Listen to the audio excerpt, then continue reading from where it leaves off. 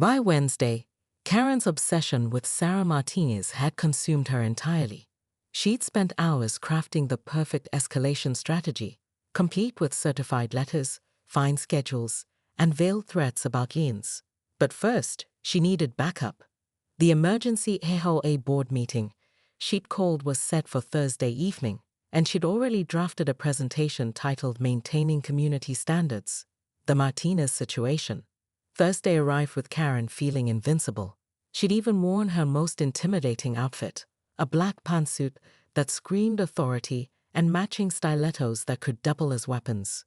But as she walked towards Sarah's house with her formal notice, she spotted something that made her blood run cold: a man in military fatigues unloading duffel bags from a truck in the Martinez driveway. Sarah's husband was home early. Karen's steps faltered, but her pride pushed her forward. She'd come this far, and backing down now would shatter her carefully constructed reputation as the neighborhood's iron fist.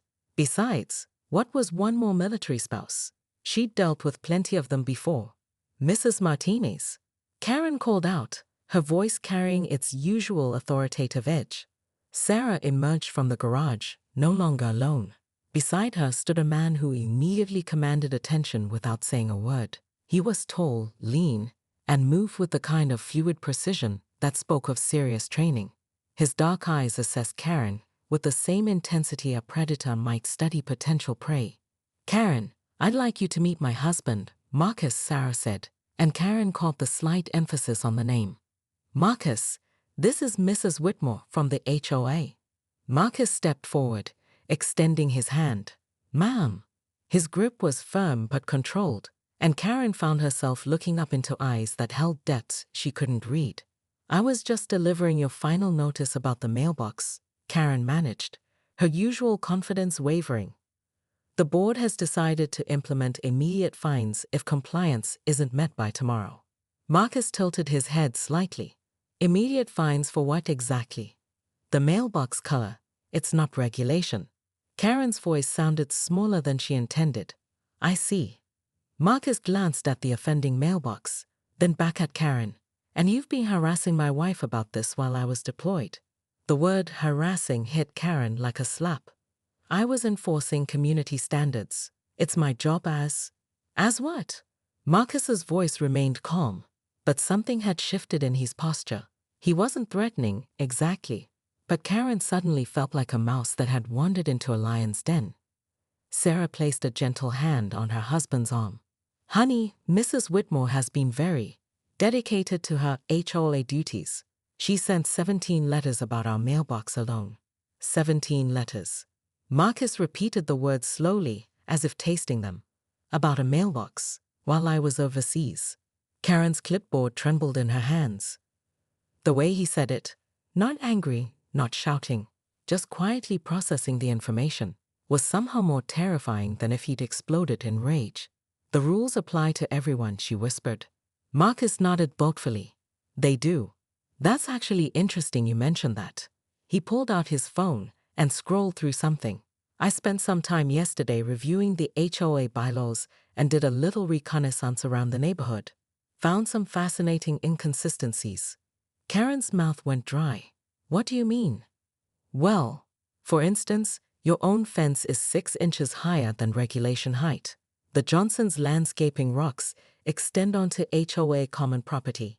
And that decorative flagpole in your front yard? Not mentioned in your application for architectural modifications." Marcus's smile was small but sharp. "Seems like selective enforcement might be the real issue here." The clipboard slipped from Karen's suddenly nerveless fingers, papers scattering across the driveway. Her carefully constructed kingdom of petty power was crumbling, and she could feel the foundations of her authority shifting beneath her feet. Those are different situations," she stammered. "Are they?" Marcus bent down and gathered her scattered papers, handing them back with military precision. "Because I'm thinking maybe we need to have a broader conversation about community standards. All of them, applied equally." As Karen clutched her papers and stared into Marcus's knowing eyes, she realized her war against Sarah Martinez had just become something much more dangerous, a battle against someone who actually knew how to fight. Karen Whitmore's day began with her stepping barefoot onto her pristine driveway to retrieve the morning paper, only to discover her neighbor's sprinkler system had created a small puddle that had dared to extend 2 inches onto her property. By 7:47 am, she had already fired off 3 complaint emails to the HOA board, photographed the water trespass from 6 different angles, and called the city's water department to report a potential drainage violation. But the real shock came at 8:15 am, when she spotted something that made her drop her organic Fairtrade coffee mug on the Italian marble foyer. The Henderson's lawn gnome was facing the wrong direction. Not just any direction. It was positioned so its painted eyes seemed to stare directly into her kitchen window. Karen's hands trembled as she reached for her phone.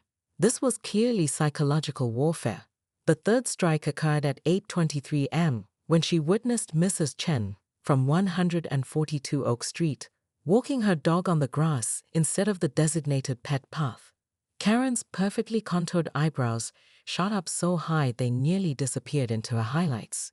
The audacity, the complete disregard for community standards.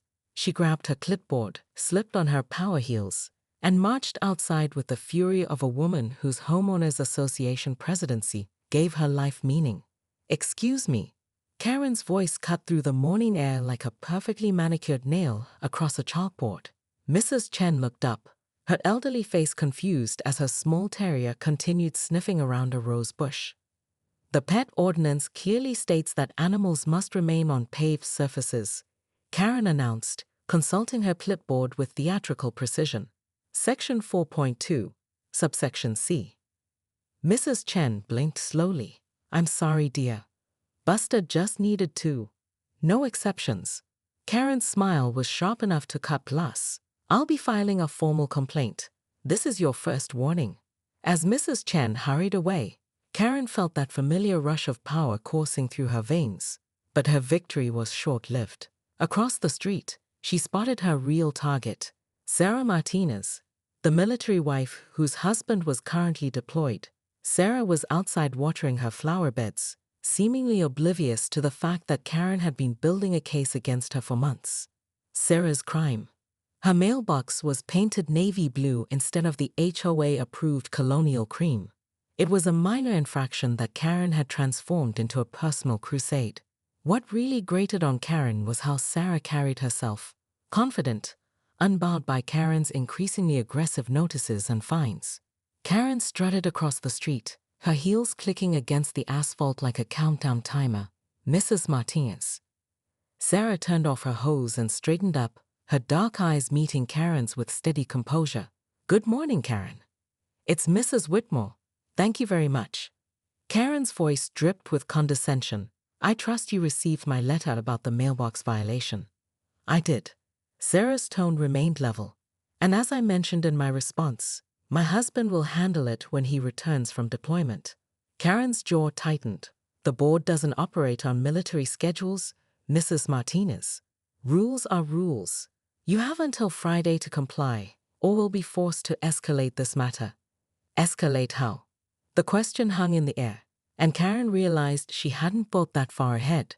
Her power trip had carried her to a cliff's edge, and Sarah's calm demeanor was making her feel oddly exposed. Something flickered in Sarah's eyes. Not fear, but something else. Something that looked almost like amusement. "We have our methods," Karen said, her voice less certain than before. Sarah smiled then, a small knowing expression that sent an unexpected chill down Karen's spine. "I'm sure you do. Have a great day, Karen." As Sarah turned back to her gardening, Karen stood frozen on the sidewalk. That smile, that calm confidence.